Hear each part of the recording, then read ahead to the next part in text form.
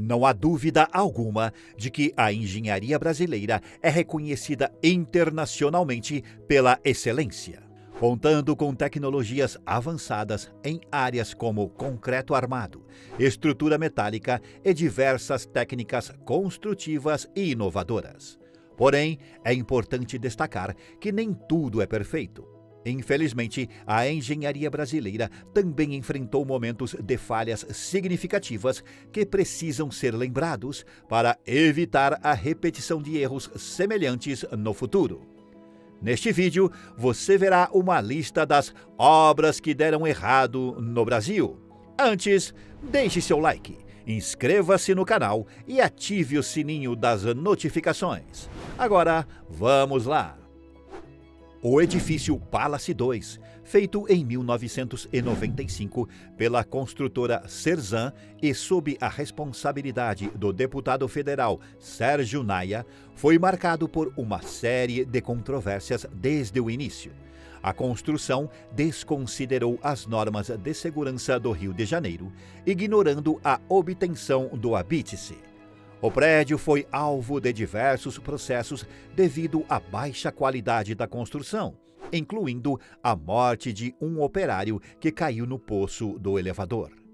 Com uma altura de 130 metros e 22 pavimentos, o Palace 2 desmoronou parcialmente em 22 de fevereiro de 1998, às 3 da manhã. Esse colapso resultou na destruição de 44 apartamentos e na perda de 8 vidas. A Defesa Civil interditou o edifício e ordenou sua demolição em 5 dias. Enquanto os moradores foram autorizados a acessar a parte restante do edifício para recuperar seus pertences, ocorreu um segundo desmoronamento no mesmo dia, levando à queda de uma grande coluna de água. A causa desse segundo colapso é objeto de controvérsia até hoje. Sua construção foi repleta de problemas, como a suspeita de uso de areia de praia na mistura do concreto, o que é prejudicial às estruturas, e a utilização de garrafas PET na concretagem das lajes. As indenizações estimadas ultrapassaram os 70 milhões de reais, mas muitas das famílias afetadas nunca foram devidamente compensadas. Já Sérgio Naia fugiu para Miami, nos Estados Unidos, para evitar a prisão, mas foi posteriormente capturado. O processo em relação a esse caso ainda está em andamento, tendo sido prejudicado pelo falecimento do ex-deputado federal em 2009. A barragem de Mariana, controlada pela Samarco Mineração, era um empreendimento conjunto das duas maiores empresas de mineração do mundo, a brasileira Vale e a anglo-australiana BHP.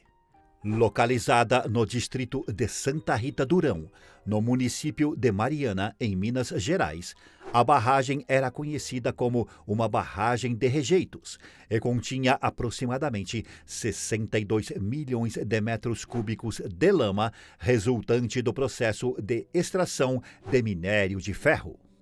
No dia 5 de novembro de 2015, às 15 horas e 30 minutos, a Samarco recebeu um alerta de vazamento e enviou uma equipe para conter a situação, mas sem sucesso.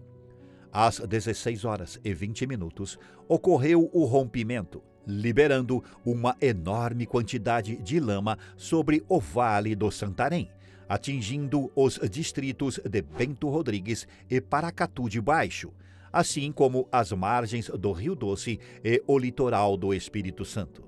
Esse rompimento devastou mais de 200 casas, deixou mais de 600 pessoas desabrigadas e resultou na perda de 19 vidas. Esse desastre é considerado o maior desastre ambiental relacionado à mineração na história do Brasil. Especialistas estimaram que levaria no mínimo 100 anos para que os danos causados por esse rompimento começassem a ser absorvidos pelo ambiente, gradualmente restaurando a sua condição anterior. O desastre teve impactos devastadores na fauna, flora e recursos hídricos da região, afetando comunidades locais e ecossistemas ao longo de centenas de quilômetros. Esse caso gerou um amplo debate sobre as práticas de segurança na indústria de mineração e a necessidade de regulamentação mais rigorosa para evitar futuros desastres desse tipo. A ciclovia da Avenida Niemeyer, no Rio de Janeiro, foi inaugurada em janeiro de 2016, com um custo estimado em cerca de 45 milhões de reais. No entanto, essa ciclovia se tornou um símbolo de descaso e incompetência. Pouco tempo após sua abertura, em abril do mesmo ano, um trecho da ciclovia desabou durante uma ressaca do mar, resultando na morte de 2 pessoas. Esse trágico acidente expôs falhas graves na construção e manutenção da obra. Investigações apontaram que a construção da ciclovia foi alvo de superfaturamento e falta de fiscalização adequada. Enquanto empresas envolvidas no projeto foram acusadas de terem recebido valores exorbitantes por serviços realizados de forma precária. Além disso, constatou-se que não foram adotadas medidas adequadas para garantir a segurança da estrutura diante das condições climáticas adversas da região. E após o desabamento, a ciclovia foi interditada, passando posteriormente por obras de reparo, mas sua reputação já estava abalada. O caso ganhou destaque na mídia nacional e internacional, colocando em risco a competência das autoridades responsáveis e gerando indignação na população. Esse triste episódio serve como um lembrete dos graves problemas que permanecem na gestão pública do Brasil, como o superfaturamento de obras, a falta de fiscalização e a negligência com a segurança das estruturas, tornando essencial que sejam investigados a fundo e que as medidas sejam tomadas para evitar a repetição de tais tragédias. O Viaduto dos Guararapes foi uma das obras de mobilidade urbana em Belo Horizonte que integrava o Programa de Aceleração do Crescimento e fazia parte do conjunto de infraestrutura preparado para a Copa do Mundo de 2014. Suas obras começaram em março de 2011, durante o alargamento da Avenida Dom Pedro.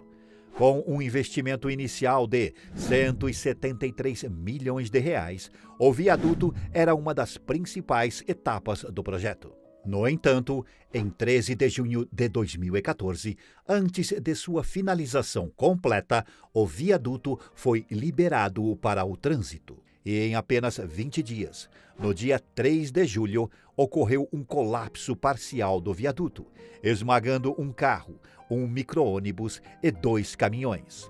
2 pessoas, infelizmente, perderam a vida, e outras 23 pessoas ficaram feridas.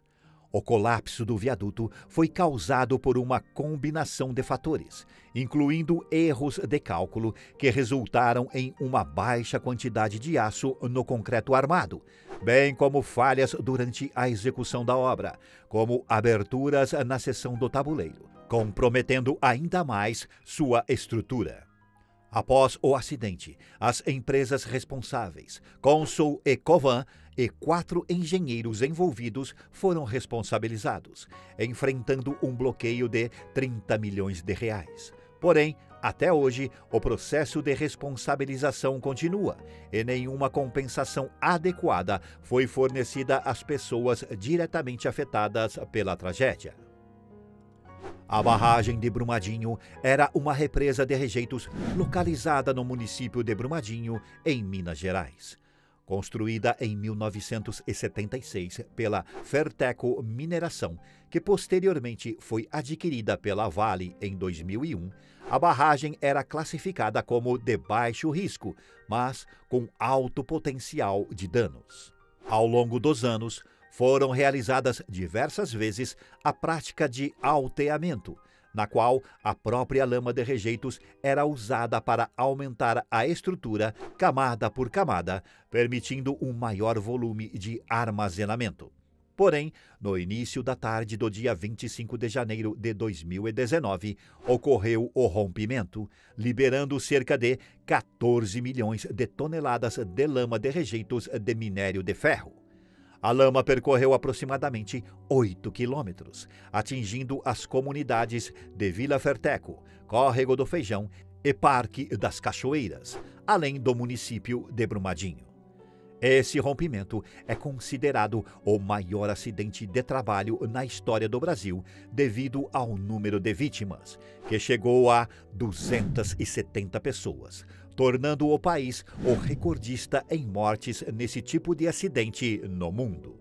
Relatórios apontaram que as causas do acidente foram o fenômeno de liquefação pela ineficiência do sistema de drenagem da barragem, que tornou o solo incapaz de resistir aos esforços de cisalhamento, resultando em fissuras que culminaram no colapso completo da estrutura. A lama de rejeitos contaminou grande parte do território de Brumadinho e o rio Paraopeba, atingindo 4 estados brasileiros e alcançando o rio São Francisco em 22 de março de 2019.